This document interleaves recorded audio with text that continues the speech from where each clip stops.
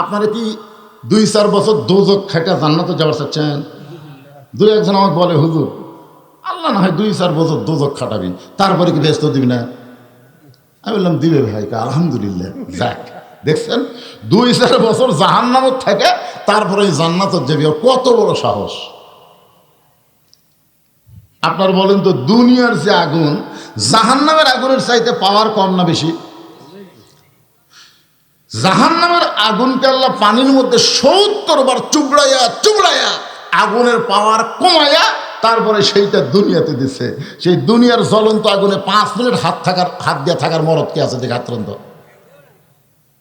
তাহলে এই নর্মাল আগুনের মধ্যে যদি 5 মিনিট আপনি হাত দিয়ে থাকতে না পারেন, তাহলে জাহান্নামের আগুনে 2-4 বছর আপনি থাকবেন। এই কথা আপনার মনে আসতেছে কেমনে?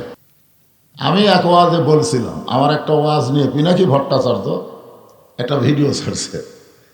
ওই ওয়াজে বলেছিলাম যে আগে তো অ্যাঙ্গেলে মারা গেছে, এখন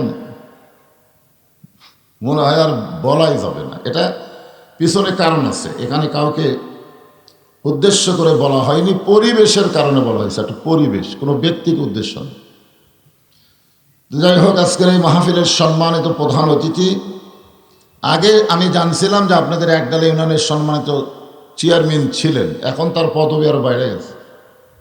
এখন রানীনগর উপজেলার তিনি সাধারণ সম্পাদক হয়েছেন। আমরা দোয়া করি আগামীতে তিনি যেন এমপি ইলেকশনও করতে পারেন। সকলে বলে আমিন। আল্লাহ কবুল করলে কিছু না, ঠিক কিনা বলেন?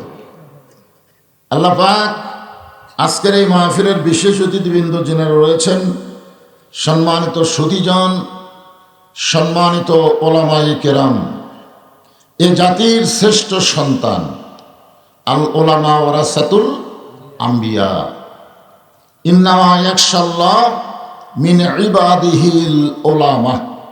আপনাদের মাঝে মাঝে যে সমস্ত আলেম ওলামা বসে আছেন, মঞ্চে আছেন, মাগরিবের নামাজের পর থেকে এতক্ষণ পর্যন্ত কোরআন হাদিসের আলোকে অত্যন্ত গুরুত্বপূর্ণ আলোচনা করে আপনাদেরকে শোনালেন আলেম ওলামা সহ আজকের এই মাহফিলের বক্তাগণকে অন্তরের অন্তঃস্থল থেকে আমি শুভেচ্ছা জ্ঞাপন করছি।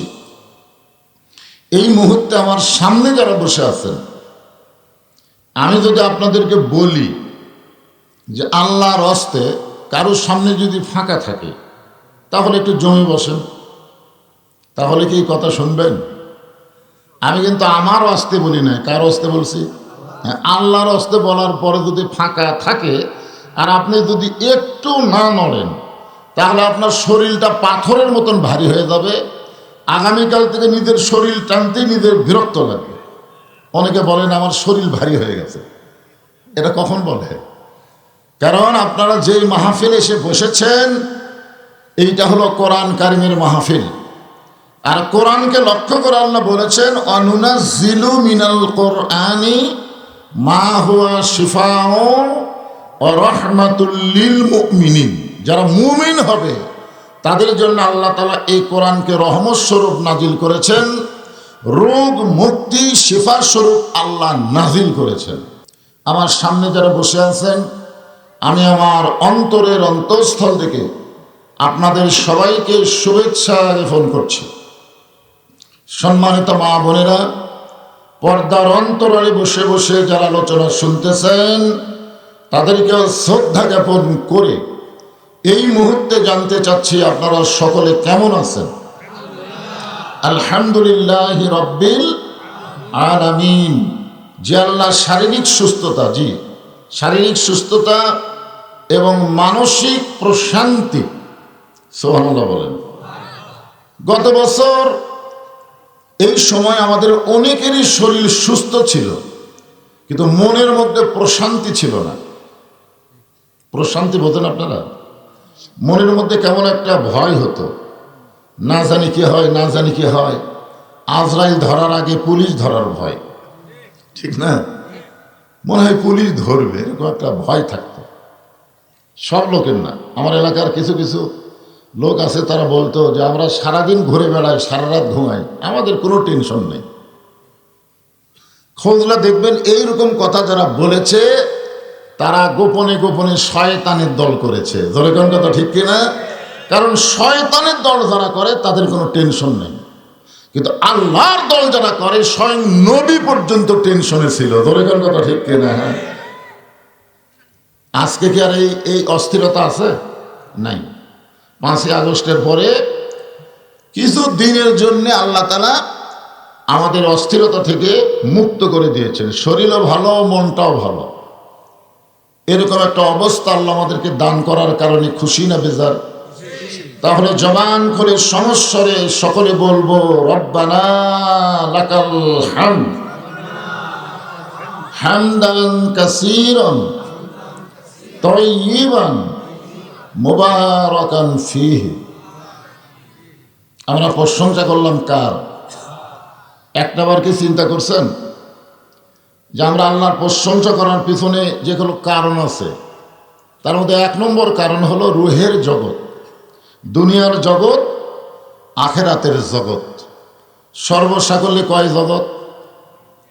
খেয়াল করতেছেন না? আমরা এখানে আসার আগে আর একটা জগতে ছিলাম, তার নাম কি? আলমে আরওয়াহ, রুহের জগৎ, ঠিক না? মায়ের পেটে ছিলাম, এটাও তো দুনিয়ার মধ্যেই। দুনিয়ার মধ্যে না, আমার মাও কি দুনিয়াতে না রুহে? দুনিয়ায়। তাহলে এটা দুনিয়ায় ধরা লাগবে। একটা জগতের নাম হলো আলমে আরওয়াহ, রুহের জগৎ। একটা জগৎ বর্তমানে অবস্থান করতেছি, আর একটা জগতে মন না চাইলেও আমাকে যাওয়া লাগবে। জোরে খান কথা ঠিক কিনা? মন চায় না, চায়। এই স্বাদের দুনিয়া ছেড়ে দেওয়ার মন চায়। হাসিনা যখন পলাচ্ছিল তখন দেখছেন ওরা 2 বোন হাঁটতেছে, আমি খেয়াল করে দেখলাম ভিডিওতে। শেখ রেহানা মাথা নিচু করে হাঁটতেছে, আর শেখ হাসিনা খালি চারিদিকে এভাবে তাকাচ্ছে। তাকানোর পিছনে গুনগুন করে একটা গান হয়েছে, আপনার বুঝবার পারেননি। আল্লাহ রাসূল বলেছেন, ইত্তাকু ফিরাসাতাল মুমিনিনা ফাইন্নাহু ইয়ানজুরু বিনূরিল্লাহ। মুমিনদেরকে আল্লাহ কতগুলো দৃষ্টি দিয়েছে, যে দৃষ্টিতে সব কিছু দেখাও যায়, বোঝাও যায়। এ ক্ষমতা আল্লাহ দিয়েছেন। দরকার কে দিয়েছেন? ওই সময় হাসিনা হয়তো একটা গান গাইছিল, দুঃখের গান। কতজনকে কত কি দিলাম, যাবার কালে এক সংসারও দেখা না পাইলাম। কি মনে করতেছেন এই দুনিয়া ছেড়ে যখন আমরা যাব, আমাদের সাথে কাউকে পাবো? এই জন্য খুব খেয়াল করবেন। আল্লাহর প্রশংসা করার কারণ হলো রুহের জগতে আল্লাহ আমাদের পক্ষে ছিলেন। কেমনে বুঝলেন? রুহের জগতে আল্লাহ আমাদের পক্ষে থাকার কারণ হলো দুনিয়ার জগতে আল্লাহ আমাদেরকে মুসলমানের ঘরে কবুল করেছেন। দুনিয়াতে মানুষ পাঠানোর দায়িত্ব কার? আল্লাহ যদি আমাদের হিন্দুর ঘরে পাঠাতো, মনে করে একটু চিন্তা করেন তো, যদি ইহুদি খ্রিস্টানদের ঘরে পাঠাতো আমাদের অবস্থা কি হতো? ভালো হতো? ভালো হতো না। কারণ আল্লাহ নিজেই বলেছেন, অমাইয়াবতাগি গায়রাল ইসলাম দীনান ফালাই ইউকবালা মিনহু। আয়াতের বাংলা অর্থ হলো, ইসলাম ছাড়া অন্য কোনো জীবন ব্যবস্থা, ধর্ম কেউ যদি গ্রহণ করে, আল্লাহ বলেছেন কখনোই কখনোই তা কবুল করা হবে না। ইমাম মালিক রহমতুল্লাহ আলাইহি এক ছাত্র প্রশ্ন করলেন, হুজুর, পৃথিবীর ভিতরে সর্বশ্রেষ্ঠ ধর্মের নাম কি? একটা ছাত্র হুজুরকে প্রশ্ন করলো যে, হুজুর, পৃথিবীর মধ্যে সর্বশ্রেষ্ঠ ধর্মের নাম কি? উনি উত্তরে বললেন, এরকম প্রশ্ন করা হলো কবিরা গুনাহ। কি গুনাহ? উত্তর দেওয়ার আগে প্রশ্ন করা সম্পর্কে বললেন, এরকম প্রশ্ন করাই হলো কবিরা গুনাহ। তো ছাত্র তো হতভম্ব হয়ে গেল। কারণ হলো একটাই মাত্র ধর্ম, তার নাম হলো ইসলাম। ইসলাম ছাড়া কোনো ধর্মই নাই। তাহলে আবার শ্রেষ্ঠ হওয়ার কথা আসে কেন? 4 তরকারির মধ্যে কোন তরকারি ভালো? ঠিক কিনা বলেন? কয় তরকারি? 4 তরকারি। গোস্তের তরকারি, দেশি মুরগির তরকারি, মাছের তরকারি, ডাল ঘাঁটি। এই 4টার মধ্যে ভালো কোনটা? এরকম মানুষ বলে না? তো বহু ধর্মের মধ্যে ভালো ধর্ম কোনটা? আসলে ধর্ম তো একটাই, ইন্নাদ দীনা ইনদাল্লাহিল ইসলাম। আল্লাহ দয়া করে, রহম করে এই মুসলমানের ঘরে আমাদেরকে কবুল করেছেন, খুশি না বেজার? আছেন আমার মুক্তার, আছেন আমার ব্যারিস্টার, শেষ বিচারের হাইকোর্টেতে তিনি আমায় করবেন পার, আমি পাপী রাসূল জাবিন্দার। হাসিনার আদালতে আমরা জেল খাটছি। কার আদালত? বাংলাদেশে কিন্তু জজ কোর্ট, হাইকোর্ট, সুপ্রিম কোর্ট এগুলো সবই হলো হাসিনার কোর্ট। ধরে এখন কার কোর্ট? কথা কন না কেন? 15.5 বছর কার কোর্ট? হাসিনার কোর্ট। এও কিছু করতে পারেনি। হ্যাঁ, উকিলেরা যতই জেরা করুক কাম হয়নি। কিন্তু আল্লাহর কোর্ট যখন বসবে ওই সময় আল্লাহ হাকিম হবে, আমরা আসামি হব। আর আমাদের নবী উকিল হয়ে, ব্যারিস্টার হয়ে আমাদের পক্ষে ওকালতি করে আমাদেরকে জামিন করে জান্নাতে পৌঁছায় দিবে। এমন নবীর উম্মত হওয়াতে খুশি না বেজার? মাশাআল্লাহ। এখন যদি আপনাদের প্রশ্ন করি, আমাদের নবী কি শুধুই নবী? বিশ্ব নবী? আরে কবরে যখন প্রশ্ন করা হবে আমার নাবিউকা, তোমার নবী কে? আমি প্রায় 13-14টা তাফসীর দেখলাম। এর উত্তরে এই প্রশ্নের মধ্যে কিন্তু মুনকির নাকির বলবে যে তোমার নেতাকে। শুধু নবী না, তোমার নবী এবং নেতাকে। আপনি যদি বলেন আমার নবী হলেন মোহাম্মদ রাসূলুল্লাহ আর নেতা হলো শেখ মুজিবুর, আমার নবী হলো মোহাম্মদ রাসূলুল্লাহ, নেতা হলো জিয়াউর রহমান, 5 যা বাড়ি খাওয়া খাবে, বুঝলেন? এই জন্যে দরুদের মধ্যে কিন্তু আমরা পড়লাম আল্লাহুম্মা সাল্লি আলা সাইয়্যিদিনা। সাইয়্যিদিনা মানে কি? হ্যাঁ, খালি নবী না, আমাদের নেতাও তিনি। আল্লাহ এই কারণে বললেন লাকাদ কানা লাকুম ফি রাসূলিল্লাহি উসওয়াতুন হাসানাহ। সফলতা যদি অর্জন করতে চাও, দুনিয়ার সমস্ত নেতার সামসাগিরি বাদ দিয়ে মোহাম্মদ রাসূলকে তোমাদের আদর্শের নেতা হিসাবে গ্রহণ করে না। যেই নবীর সুপারিশে জান্নাতে যাবেন সেই নবীকে নেতা হিসাবে গ্রহণ করতে আপত্তি আছে? তাহলে আমার নেতা, তোমার নেতা সকলেই জবান খুলে বলবেন, যাই বলবেন না আল্লাহ মরার আগে আর জবান জান বন্ধ হয়ে যায়, গলা খাকারে দেন। আমার নেতা, তোমার নেতা। আচ্ছা বলেন তো, এটা একটা হলো এতগুলো মানুষের, এ তো মেম্বার মার্কা স্লোগান হলো বলে, আর সাথে জোরে পারবেন না। এই একটা স্লোগানে হয়তো নবী আমাদেরকে সুপারিশ করে জান্নাতে নিয়ে যাবেন। কি বুঝতেছেন? পারে না? আওয়াত্তাউ ইলাইহি ওয়াসিলা, যে কোনো একটা ওসিলাই তো আল্লাহ আমাকে জান্নাত দেবে। তো নবীর পক্ষে একটা স্লোগান দিয়ে দেন। এ কথা কি আমার নিজের না আল্লাহর কোরআনের? আল্লাহ কোরআনে বলেছেন ওয়াইন্নাকা লাআলা খুলুকিন আযীম। আযীম শব্দের অর্থ জানেন? এটা আলেম সাহেব বুঝবে, সেটা দিবেন। আল্লাহ বলেছেন আযীম, আমার নবীকে মহান বলেছেন স্বয়ং আল্লাহ। ধরে গান সুবহানাল্লাহ। আর সেই ছবির নবীর স্লোগান প্যান ফেনা, গলা ছেড়ে দেওয়া লাগবে। আমার নেতা, তোমার নেতা। এবারে মোটামুটি একটু হয়েছে, আলহামদুলিল্লাহ। আল্লাহর প্রশংসা করার কারণ হলো আমরা যে কোরআন থেকে তাফসীর শুনবো, আলোচনা শুনবো, এই কোরআনের মধ্যে কোনো সন্দেহ, যাই বললেন না তার খবর কি? আর একবার চান্স নেন। এই কোরআনের মধ্যে কোনো সন্দেহ, এই কোরআনে কোনো ধোঁকা, এই কোরআনে কোনো গোঁজামিল। এখন আপনারা বলেন তো 72 সালের যে সংবিধান, যে সংবিধান অনুযায়ী আমাদের বাংলাদেশের কিছু কিছু লোক চলবার চাচ্ছে, আপনারা বলেন তো এই সংবিধানে সন্দেহ নাই? তো জোরে কর না কেন? সংবিধানে সন্দেহ, গোঁজামিল, ধোঁকা। তাহলে কোনটা মানবেন? 72 সালেরটা মানবেন না আল্লাহর কোরআন অনুযায়ী চলবেন? মাশাআল্লাহ। বর্তমান যে আইন দিয়ে আমাদের বাংলাদেশ চলতেছে, এই আইনের মধ্যে সন্দেহ নাই, সন্দেহ নাই। আমাদের বাংলাদেশ যে আইন দিয়ে চলতেছে, এই আইন দিয়ে চলতেছে, তাহলে হুহা করেন না কেন? বর্তমান যে আইনটা বাংলাদেশ চলতেছে, আইনের মধ্যে সন্দেহ, ধোঁকা, গোজামিল। তাহলে কোনটা ধরবেন? যার মধ্যে ধোঁকা আছে, সন্দেহ আছে, গোজামিল আছে, সেটা ধরবেন? মাশাআল্লাহ, এমন একটা নির্ভেজাল কিতাব আল্লাহ আমাদেরকে দান করেছেন, সবার জন্য না, হুদাল্লিল মুত্তাকিন, কেবলমাত্র যারা মুত্তাকি তাদের জন্য আল্লাহর এই কোরআন হেদায়েত দিবে। কারণ কোরআন শুনেছে আবু জেহেল, কোরআন শুনেছে আবু বকর, দুইজনই শুনছে। একজন সামনে বসে শুনছে, আর একজন চোরের মতন চুপি চুপি শুনছে।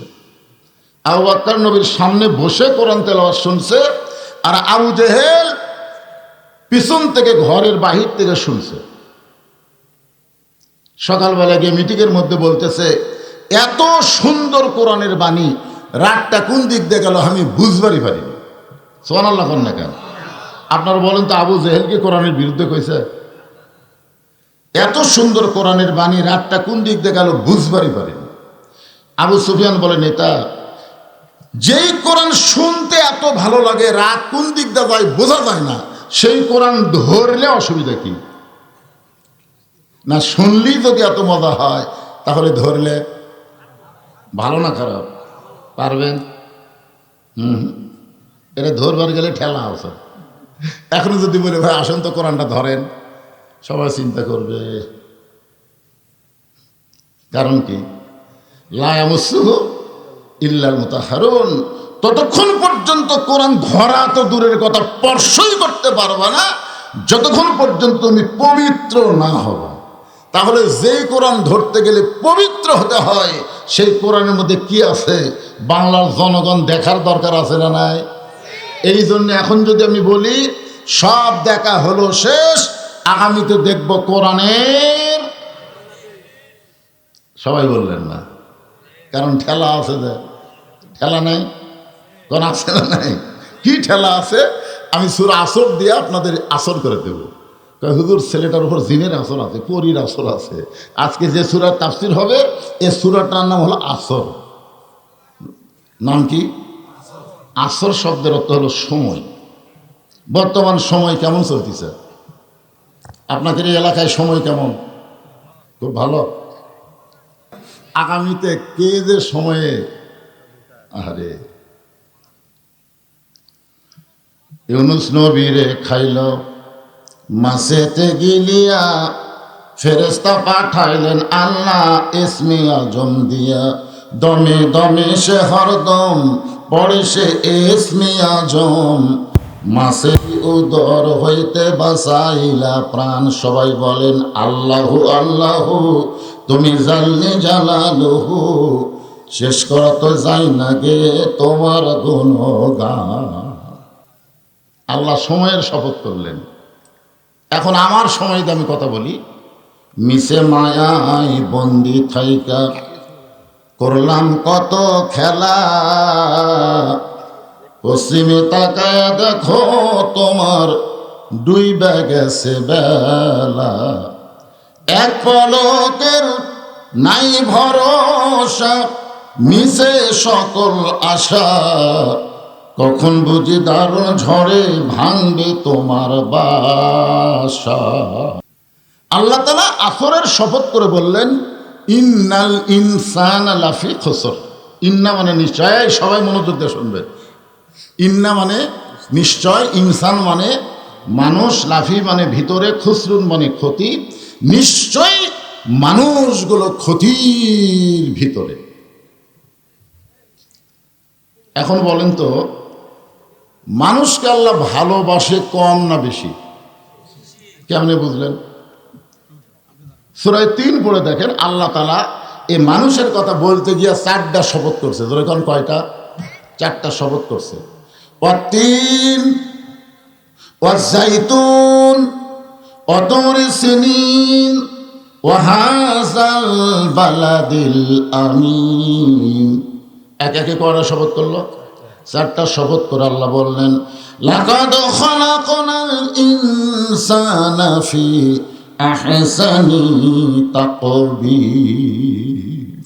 সূরা আসরের তাফসীর শুনতে গেলে আপনাদের সবাইকে গুনগুন করে একটা গান গাওয়া লাগবে, না পারলে হো হো করবেন, অসুবিধা নেই। সভাপতি সাহেব আপনিও করবেন। আদর করে মানুষ আল্লাহ বানায়া কেমনি দিবেন ক্ষতির মধ্যে ফেলিয়া। এখন তো একবার শোনার পর একটু মনে হলো না, তাহলে এবার একটু বলেন। দেখেন তাফসীর খাক কয় কিভাবে আমাদেরকে আল্লাহ জান্নাত দিবে, এই জিনিসগুলো আজকে আপনাকে সরাসরি দেখাবো ইনশাআল্লাহ। সবাই বলেন আদর করে মানুষ আল্লাহ বানায়া কেমনি দিবেন জাহান্নামে ফেলিয়া। হিসাব করে দেখেন তো আমরা জাহান্নামে যাব না? কারণ আমি হিসাব করে দেখছি বর্তমানে গোটা পৃথিবীতে 700 কোটি মানুষ আছে। কম পক্ষে কত কোটি? 700 কোটি মানুষ। তার মধ্যে 200 কোটি হলো মুসলমান আর 500 কোটি হলো বেঈমান। 700 কোটির মধ্যে মুসলমানের সংখ্যা কত? 200 কোটি আর 500 কোটি হলো কাফের, ইহুদি, খ্রিস্টান, হিন্দু, এরা হলো 500 কোটি। আপনারা বলেন তো বেহেশত কয়টা? 8টা। ধরে কোন বেহেশত কয়টা? মুসলমানের সংখ্যা কত? 200 কোটি। আর দোজক কয়টা? 7টা। সংখ্যা হলো 500 কোটি। তাহলে দোজক একটা কম, সংখ্যা হলো 500, আর বেহেশত একটা বেশি, সংখ্যা হলো 200। এখন সাহাবেরা বললেন হুজুর বেহেশত কত বড়, দোজক কত বড়? আল্লাহ রাসূল বললেন কোন একটা ছোট বেহেশতের মধ্যে 7টা জাহান্নাম যদি ফেলে দেওয়া হয়, অনুবীক্ষণ যন্ত্র দিয়ে দেখা লাগবে জাহান্নামগুলো গেল কোথায়। এখন চিন্তা করেন একটা জান্নাতের কাছে 7টা দোজক কিছুই না, আর এই ছোট ছোট 7টা দোজকের জন্য সংখ্যা হলো 500, আর বড় বড় একটা জান্নাতের জন্য সংখ্যা হলো 200। হিসাবে আমরা এমনি জান্নাতি। জোরে কোন কথা ঠিক কিনা? তাহলে আল্লাহ কোন মানুষের জন্য বলল ইন্নাল ইনসানা লাফি খুসর? এই মানুষগুলা কারা? এখন আমাদের বাছাই করার দরকার আছে না? দরকার আছে না? আল্লাহ বললেন বাছাই যদি করতে চাও তাহলে শোনো, ইল্লাল্লাযীনা আমানু ওয়া আমিলুস সালিহাতি ওয়া তাওয়াসাউ বিল হক ওয়া তাওয়াসাউ বিস সবর। সবাই মনোযোগ দিয়ে শুনবেন এই 4টা। ধরে কোন কয়টা? এই 4টা কাজের মধ্যে যদি আমরা থাকি তাহলে আমরা ক্ষতির মধ্যে পড়ব না, বিনা হিসাবে আল্লাহ আমাদেরকে জান্নাত দিয়ে দিবে। আপনারা কি 2-4 বছর দোজক খাইটা জান্নাতে যাওয়ার চাচ্ছেন? 2-1 জন আমাকে বলে হুজুর আল্লাহ না হয় 2-4 বছর দোজক খাটাবি, তারপরে কি ব্যস্ত দিবি না? আমি বললাম দিবে ভাই। আলহামদুলিল্লাহ, যাক দেখছেন 2-4 বছর জাহান্নামত থাকে তারপরে জান্নাতত যাবি, কত বড় সাহস। আপনার বলেন তো দুনিয়ার যে আগুন, জাহান্নামের আগুনের চাইতে পাওয়ার কম না বেশি? জাহান্নামের আগুনকে আল্লাহ পানির মধ্যে 70 বার চুবড়াইয়া চুবড়াইয়া আগুনের পাওয়ার কমাইয়া তারপরে সেইটা দুনিয়াতে দিচ্ছে। সেই দুনিয়ার জ্বলন্ত আগুনে 5 মিনিট হাত দিয়ে থাকার মরদ কে আছে? দেখাত্রন্ত। তাহলে এই নরমাল আগুনের মধ্যে যদি 5 মিনিট আপনি হাত দিয়ে থাকতে না পারেন, তাহলে জাহান্নামের আগুনে 2-4 বছর আপনি থাকবেন। এই কথা আপনার মনে আসতেছে কেমনে? ঠিক আছে আল্লাহ আমাকে জান্নাত দিবে, যদি আল্লাহ হিসাব চায়। আপনার বলেন তো হিসাব দিয়ে জান্নাতে যাওয়ার মতো মরদকে? তাহলে আমরা কি বলবো? জান্নাত তো চাই চাই, আল্লাহ তোমার কাছে আমরা বিনা হিসাবে জান্নাত চাই। জোরে বলেন আমিন। বিনা হিসাবে জান্নাতে যাওয়া যায় কি না যায় একটু আলোচনাটা মনোযোগ দিয়ে আপনাদের শোনা লাগবে।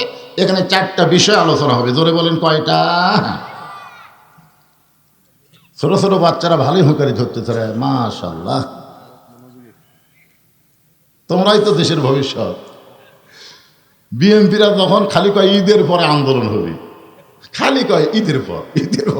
আমরা মনে করছিলাম এদের ঈদ আর শেষ হবে না। জামাত ইসলাম যখন ঘরোয়া মিটিং অনলাইনে কথাবার্তা বলা শুরু করেছিল, আমরা সবাই মনে করেছিলাম হাসিনাকে নামানোর মতন কোনো মরদ নাই। জোরে কথা ঠিক কিনা? হাসিনা যখন বললো দেশ আমার বাপের, এদেশ আমার, কিন্তু মাশাআল্লাহ এই যে ছোট ছোট বাচ্চারা, কলিজার টুকরারা, ছাত্র জনতা এমন ভাবে বাতিলের বিরুদ্ধে হকের পক্ষে দাঁড়ায় গেল, জীবন দিয়ে দিয়ে বাংলাদেশকে তারা ফ্যাসিস্ট মুক্ত করলো। জোরে কোন কথা ঠিক কিনা কথা বলেন? কি দোয়া করবেন এদের জন্য? এদের কলিজার টুকরা যুবকদের দেখলে আমার প্রাণ ভরা যায়। বুড়াকারে দিন শেষ, যুবকদের বাংলাদেশ। জোরে কোন কথা ঠিক কিনা? আল্লাহ কোরআনে বলেছেন কুতিবা আলাইকুমুস সিয়াম কামা কুতিবা আলাল লাযিনা মিন ক্বাবলিকুম লাআল্লাকুম তাত্তাকুন। আমি পরে আলোচনা করব এটা। চারটা বিষয়ের মধ্যে এক নম্বর হলো ঈমান। এক নম্বর হলো ঈমান। ধরে বলে এক নম্বর কি? ঈমান যদি না থাকে কোনো আমল আল্লাহর দরবারে কবুল হবে না। যেমন নবীর চাচা আবু তালেব। আপনারা বলেন তো, নবীর চাচা আবু তালেব মানুষটা কেমন ছিল? মোটামুটি খুবই ভালো ছিল। আল্লাহ রাসূল নিজেই বলেছেন যে মায়ের পেটে থাকতে আমি এতিম হয়েছি, কিন্তু দুনিয়াতে আসার পরে আমি এতিম ছিলাম না। সাহাবীরা বললেন, হুজুর মায়ের পেটে আপনি এতিম ছিলেন আর দুনিয়াতে আসার পরে এতিম ছিলেন না, এটা কেমন কথা? রাসূল বললেন, ভাগ্য করে এমন একটা চাচা পাইছিলাম যেই চাচা আমাকে এমনভাবে আদর সোহাগ করেছে, আমার যে বাবা নাই এটা আমি বুঝতেই পারিনি।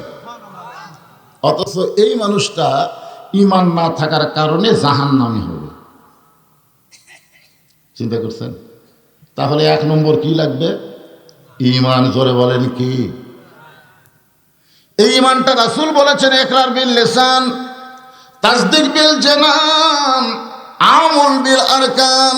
জবানে বলতে হবে লা ইলাহা ইল্লাল্লাহ, শুধু জবানের মধ্যে রাখলে হবে না, ওটা কলিজার মধ্যে জায়গা দেওয়া লাগবে। কলিজার মধ্যে যখন ঈমান যাবে ওই ছেলেটা আবু সাঈদ হবে। কলিজার মধ্যে যখন ঈমান যাবে ওই মানুষটা মৃত্যুকে পরোয়া করবে না, ঈমানটাকে রক্ষা করার জন্য হকের পক্ষে জীবন দেওয়ার জন্য দাঁড়িয়ে যাবে। জোরে করে কথা ঠিক কথা বলেন? তাসদীক বিল জানান। উকিল এসে বলতেছে কাশেম আলীকে, মীর কাশেম আলীকে, স্যার আজকে রাত 12টায় আপনার ফাঁসি হবে। মীর কাশেম আলী বলতেছে, উকিল এখন কয়টা বাজে? তাই রাত 9:30। মুসকে মুসকে হাসির ভয়, এখনো 2.5 ঘন্টা। ওনার রাতে বসে থাকা লাভ কি? আমি 2 ঘন্টা ঘুম পাড়ি, যদি সে এত না পাই তুমি আমার ডাক দিও। উকিল কয় মানুষ না পাগল রে, 2.5 ঘন্টা পর তার ফাঁসি হবি, তাই বলে 2 ঘন্টা ঘুম পাড়বি? মানে মৃত্যু কোনো পরোয়াই করতেছে না। উকিল মনে করতে ফাঁসির চিন্তায় হয়তো লোকটা পাগল হয়ে গেছে, মন খারাপ করে কন্ডেম সেল থেকে বের হয়ে গেছে। রাত যখন 11:30 বাজে আইসা দেখে মীর কাশেম আলী সাহেব নাক দেখে ঘুম পাড়তেছে। উকিল কয় 8 ঘন্টা পর ফাঁসি হবে, আর এইভাবে ঘুম পাড়ে। পায়ের বুড়া আঙ্গুল লড়াইছে, লাভ দুটো বলতেছে, কে ভাই 12টা বাজছে? না স্যার এখন 8 ঘন্টা আছে। আলহামদুলিল্লাহ। ওযু করে 2 রাকাত সালাতুশ শুকুর, আল্লাহর শুকরিয়া তান 2 রাকাত নামাজ পড়ে সূরা মুলক আর মুজাম্মিল তেলাওয়াত করে, সুন্দর পাঞ্জাবি যেটা জেলের মধ্যে ছিল ওইটা পরে চিরুনি দিয়ে মাথা হাসরায় বলতেছে, উকিল আমারে কেমন লাগতেছে? উকিল কান্দার বলে, স্যার আপনার ফাঁসি হবে। মীর কাশেম আলী মুস্কি মুস্কি হাসের বলে, উকিল ফাঁসি হবে আমার, আর তুমি কেন কাঁদতেছ? তুমি কি জানো উকিল 2 ঘন্টা ঘুমের মধ্যে আল্লাহ পাক আমারে জানাই দিছে ফাঁসির মাধ্যমে 8টা জান্নাত আমাকে বরণ করার অপেক্ষা করতেছে। ওয়ালা তাকুলু লিমান ইউকতালু ফি সাবিলিল্লাহি আমওয়াতুন বাল আহইয়াউ ওয়ালাকিন লা তাশউরুন। আল্লাহু আকবার। তাসদীক বিল জানান, কলিজার মধ্যে যখন ঈমানের জায়গা হবে ওই মানুষটাকে জীবনের চাইতে ঈমানের গুরুত্ব বেশি দেওয়া দেখা যাবে। জোরে কার কথা ঠিক কিনা? এখন আপনাদের কাছে আমার প্রশ্ন হলো, আপনাদের কাছে জীবনের দাম বেশি না ঈমানের দাম বেশি? এটা এমনি এমনি করে পরীক্ষা হবে, কিন্তু পরীক্ষা হবে। আল্লাহ কোরআনে বলেছেন, আল্লাযী খলাকাল মাউতা ওয়াল হায়াতা লিয়াবলুয়াকুম আইয়ুকুম আহসানু আমালান ওয়া হুয়াল আজিজুল গফুর। মৃত্যু এবং হায়াত সৃষ্টি করছেন কে? লিয়াবলুয়াকুম, তোমাদেরকে পরীক্ষা করা হবে। আইয়ুকুম আহসানু আমালা, সুন্দর আমলের পরীক্ষা। বর্তমানে বাংলাদেশে আমরা দোয়া পড়ি, রব্বানা আতিনা ফিদ দুনিয়া হাসানা অফিল আখিরাতি হাসানা।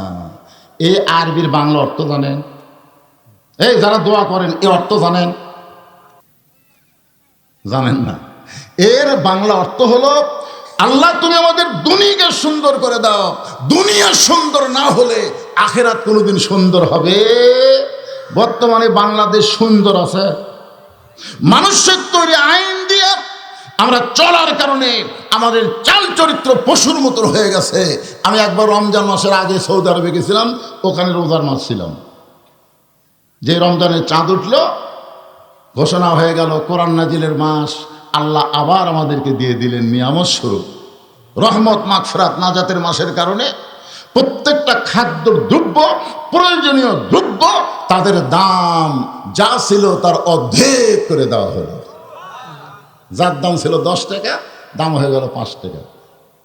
দেখছেন কোরআনের চাঁদ উঠছে, দাম হয়ে গেছে অর্ধেক। সৌদি আরবে পুরোপুরি কোরআনের আইন নাই, মোটামুটি একটু আছে। আর সেইটা থাকার কারণে প্রত্যেকটা নিত্য প্রয়োজন জিনিসের দাম যদি রমজান মাসের ছিলায় অর্ধেক হয়ে যায়, আর আমাকে চাঁদ ওঠার সাথে সাথেই, তার মানে কি বুঝতেছেন? রব্বানা আতিনা ফিদ দুনিয়া হাসানা, এই দুনিয়াকে সুন্দর করতে গেলে মানুষের তৈরি সংবিধান, মানুষের তৈরি আইন চলবে না, একমাত্র আল্লাহর কোরআনের আইন চালু করতে হবে। জোরে বলেন কথা ঠিক কিনা? আইয়ুকুম আহসানু আমালা, সুন্দর আমল করতে গেলে সুন্দর একটা পরিবেশ লাগবে। সুন্দর একটা পরিবেশ যদি তৈরি করতে চান, সুন্দর একটা সমাজ লাগবে। সুন্দর একটা সমাজ যদি তৈরি করতে চান, তাহলে সুন্দর একটা রাষ্ট্র লাগবে। সুন্দর একটা রাষ্ট্র যদি তৈরি করতে চান, তাহলে সুন্দর একটা সংবিধান লাগবে। আমার হাতের দিকে তাকায় দেখেন, দেখতেছেন? দেখলেও সব আছে। আজকে দেখলাম এক বক্তা ওয়াজ করতেছে, কাবা শরীফের দিকে তাকাইলেই গুনাহ মাফ। কাবা শরীফের দিকে তাকাইলে গুনাহ মাফ না, আল্লাহর কোরআনের দিকে মহব্বত করে তাকালে আল্লাহ তাকে মাফ করে দিবে। সুবহানাল্লাহ বলেন। কারণ কাবার কোনো পাওয়ার নাই, কাবার দিকে তাকালে গুনাহ মাফ কেমনে হবে? মদিনা থেকে যখন রাসূল মক্কা বিজয়ের পরে মক্কায় আসলেন, কাবা ঘরের দরজা খুলে দেখে কাবা ঘরের মধ্যে 360টা মূর্তি কাফেরা ঢুকাই দিছে। এখান থেকে বোঝা গেল কাবা আল্লাহর ঘর হতে পারে, কিন্তু আল্লাহ নিরাপত্তার দায়িত্ব নেয় নাই। আর কোরআন আল্লাহর বাণী, নিরাপত্তার দায়িত্ব আল্লাহ নিজে নিয়েছে। ধরে কোন কথা ঠিক কিনা? ইন্না নাহনু নাযালনা যিকরা ওয়া ইন্না লাহু লাহাফিজুন। কি এজন্য সবাই তাকায় দেখেন তো, চোখ টলটল করতেছে, দেখেন এই মালটা কি, দেখেন। সুবহানাল্লাহ। আরে কোরআনের মাহফিলে আসি, কোরআনের ওয়াজ শুনি, পরের দিন রামাত পুকুর গল্প করি। এই বছরে কোন বক্তার ওয়াজ সাটলো ভালো, কোন বক্তা কেমন ওয়াজ করলো, হায় কে সাটালো, কে কেমন করলো, কে টান কিভাবে দিল, এই গল্প চলবি না। আগামীকাল গল্প হবে আমরা বাংলার জমিনে জীবন থাকা অবস্থায় কোরআনের বিজয় দেখতে চাই। জোরে কোন কথা ঠিক? রাসূল বলেছেন, মান সাআলাল্লাহু তাআলা আশ-শাহাদাতা বিসিদকিন বাল্লাগাহুল্লাহু মানাজিলাশ শুহাদা ওয়া ইন মাতা আলা ফিরাশিহি, রাওয়াহুল বুখারী কিতাবুল মাগাজি। কোরআন বিজয়ের আন্দোলনে শাহাদাতের তামান্না কেউ যদি আল্লাহর জমিনে কোরআনের বিজয় চায়, ওই মাতা আলা ফিরাশিহি, সে যদি নিজের বিছানায় মৃত্যুবরণ করে, বাল্লাগাহুল্লাহু মানাজিলাশ শুহাদা, হাসরের ময়দানে আল্লাহ তাকে শহীদদের কাতারে দাঁড় করাইয়া দিবে। আল কোরআনের আলো ঘরে ঘরে বাদ দেন তো, ওটা অ্যাঙ্গেলের স্লোগান। এখন ডাইরেক্টে হবে, কর পারবেন? হ্যাঁ, বিএনপি জাতীয় পার্টি এরা চিন্তা করতেছে কোরআন যদি সংসদ যায় তাহলে হামাকের নেতৃত্ব কেমনি চলবে ভাই। এই জন্য সংসদের কথা না করে একটা অ্যাঙ্গেলে ডোজ দেন, সেটা হলো আল কোরআনের আলো সব জায়গায় যান। আপনার বলতে ব্যক্তির কাছে জীবনের চাইতে ইমানের গুরুত্ব বেশি হবে। এরপরে রাসূল বললেন আমল বিল আরকান, ইমানের ব্যাখ্যা হচ্ছে সূরা আসরের কয় বিষয়, তার মধ্যে ইমানের ব্যাখ্যা হচ্ছে আমল বিল আরকান, ইমান অনুযায়ী আমল করা লাগবে। সূরা আসরের 2 নম্বর বিষয় হলো আমিলুস সলিহা, নেক আমল করো। আপনার বলেন তো ইমান গ্রহণ করার পরে আল্লাহ কর্তৃক যত আমল আমাদেরকে দিয়েছেন তার মধ্যে সর্বশ্রেষ্ঠ আমলের নাম কি? সবাই এক বাক্যে বলা লাগবে, নাম কি? আরো জোরে জোরসে বলুন। সাবেক প্রধানমন্ত্রী হাসিনা কিন্তু 560টা মডেল মসজিদ বানাচ্ছে। গত বছর এক আওয়ামী লীগ নেতা আমাকে বলতে, হুজুর আমাদের প্রধানমন্ত্রীর ভালো কোনো গুণ আপনাকে চোখে পড়ে না? এই যে প্রত্যেকটা উপজেলায় একটা করে মসজিদ বানালো, এটা কি আপনাকে চোখে পড়ে না? আমি বললাম ভাই আপনারা বলেন তো মসজিদ কি দেখার জন্য তৈরি করা হয় না মসজিদের নামাজের জন্য তৈরি করা হয়? আপনারা কিন্তু মসজিদ দেখার জন্য, আপনি গোটা আবাদপুকুর এলাকায়, এই গোটা রানীনগর এলাকায় আপনি ঘুরে ঘুরে মসজিদ দেখেন আর বলেন এই রানীনগরের মধ্যে সবচেয়ে সুন্দর মসজিদ কোনটা রে?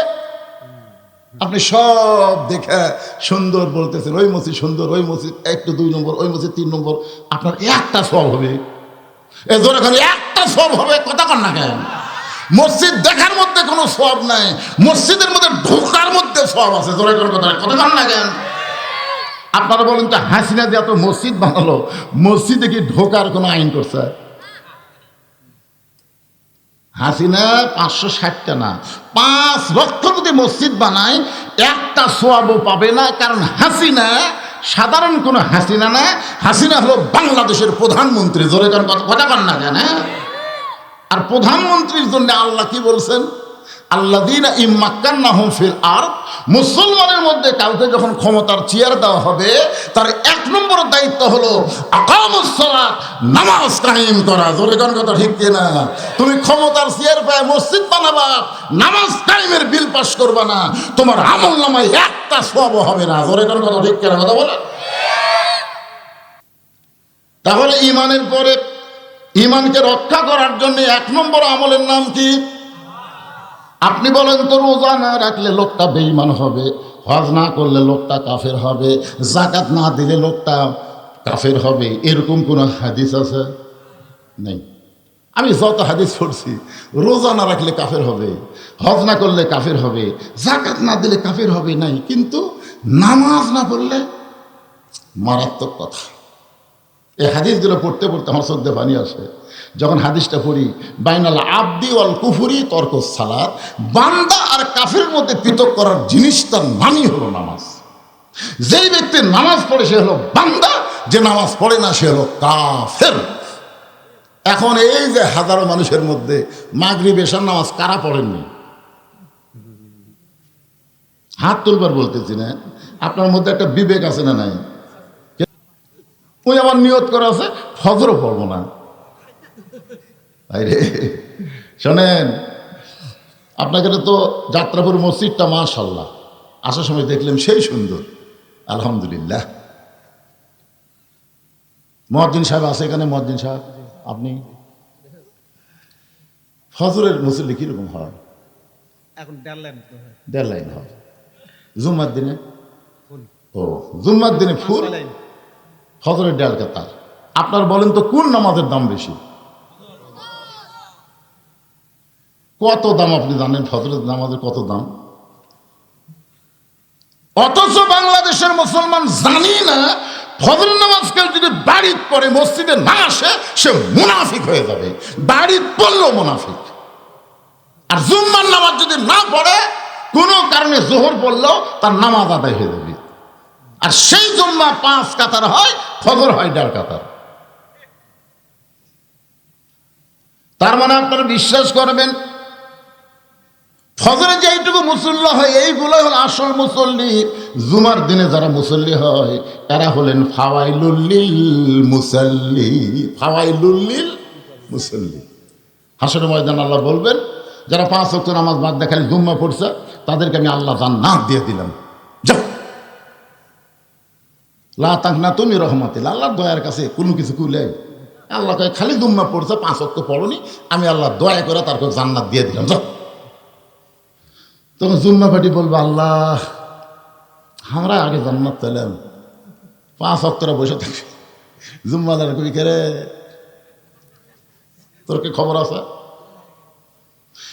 এক দৌড়ে জান্নাতের কাছে গিয়ে দেখবে জান্নাতের দরজার বিশাল একটা তালা। জুম্মা পাঠি বলবে, আল্লাহ আমাকে জান্নাত দিলেন, কিন্তু দরজার যে তালা আছে, আল্লাহ কাছে চাবি তোদের কাছে আছে, বাইরে করে দেখ। তখন পকেট খুঁজে একটা চাবি পাবি, তালার মধ্যে ঢুকবি কিন্তু ঘুরবি না। বলবে, আল্লাহ চাবি তো ঢুকলো, তালার মধ্যে ঘরে না কেন? আল্লাহ বলে, পাগলা, তালার মধ্যে 5টা দাগ আছে, তোকে চাবির মধ্যেও 5টা দাগ থাকা লাগবে, দাগে দাগে মিল হবি, কুট্টুস করে খুলে দিবি। তখন আল্লাহ এটা কিসের দাগ? বলে, এটা 5 ওয়াক্ত নামাজের দাগ। আমাকে তো দাগ নাই। আল্লাহ কয়, তেল তেলা চাবিটা তালা খুলবো, জান্নাত দেখে ফেরত আয়। যারা খালি জুম্মা মারতেছেন এরা জান্নাত দেখতে পারবেন, কিন্তু ভিতরে ঢুকতে পারবেন না। লেখে নেন, খাতায় লেখে নেন, খালি জান্নাত দেখা হবি, ঢোকা হবি না। আর সালাতু মিফতাহুল জান্নাহ, নামাজ হচ্ছে বেহেশতের চাবি। জোরে বলুন সুবহানাল্লাহ। পুরুষ মানুষের জন্য 5 ওয়াক্ত নামাজ, একটা ওয়াক্ত নামাজ বাদ দেওয়া যাবে না। ওয়া আমিলুস সলিহার মধ্যে পুরুষের জন্য 1 নম্বর নেক আমল হলো নামাজ, আর নারীদের জন্য 1 নম্বর নেক আমলের নাম হলো পর্দা। এই যাত্রাপুরের মায়েরা যারা পর্দার অন্তরে বসে আছেন, পুরুষের জন্য 1 নম্বর হলো নামাজ, আর নারীদের জন্য 1 নম্বর নেক আমলের নাম কি? আরো জোরে বলেন, পর্দা। পর্দা যদি না থাকে মেয়েদের একটা আমল আল্লাহ কবুল করবে না, একটাও করবে না। তুমি রোজা থাকবে, নামাজ পড়বে, আর পাড়ার লোক সব লোক তোমাকে দেখবি, চড়াটক বসে গল্প করবি, আমাকে পাড়ার মধ্যে সবচাইতে সুন্দরী বউ কার রে? আপনারা বলেন তো, পাড়ার মধ্যে কার বউ সুন্দরী? এটা যদি স্বামী ছাড়া কোনো পরপুরুষ কবার পারে, তাহলে বুঝবেন ওই স্বামী জাহান্নামী। কথাটা খেয়াল করে শুনছেন? পাড়ার মধ্যে কার বউ সুন্দরী, এটা স্বামী ছাড়া যদি অন্য কোনো পুরুষ কবার পারে, তাহলে বুঝবেন ওই স্বামী হচ্ছে দাউস। আর দাউসের জন্য লা ইয়াদখুলুল জান্নাহ, সে কোনোদিনও জান্নাতে যাবার পারবে না। এই কথা কন না কেন, কথা কন না কেন? এখন বলেন, পাড়ার মধ্যে কার বউ সুন্দরী? হুজুর আমাকে খান্দর ফেলা কাম করবেন, আমরা সেই মরদ নয়।